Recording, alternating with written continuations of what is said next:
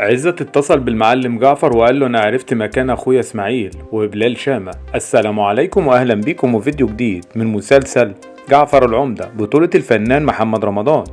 او في الوقت اللي عزت بيكلم فيه المعلم جعفر بيكون بلال شامة شاف اسماعيل وهو بيتكلم اخوه عزت، فمسكه وضربه علقة موت وقال له مش انا قلت لك بلاش تكلم اخوك عزت؟ فرد عليه اسماعيل وقال له ما انت فضلت تبعزق في الفلوس لغايه لما خلصت، فاتصلت على عزت عشان يتصرف في اي حاجه، الدنيا خربانه معانا.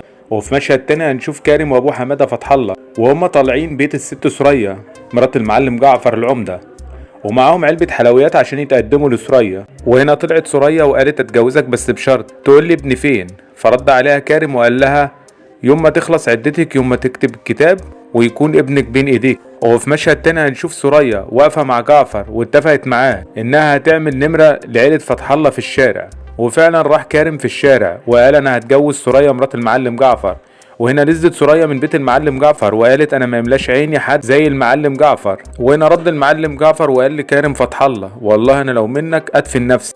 واما بلال شامة واسماعيل وهم بيتخانقوا فبيوصل المعلم جعفر، بس للأسف بيوصل متأخر والعشة بتولع والمعلم جعفر ما بيوصلش لبلال شامة. وبكده نكون وصلنا لنهاية حلقتنا من مسلسل جعفر العمدة بطولة الفنان محمد رمضان، واشوفكم بكرة في فيديو جديد.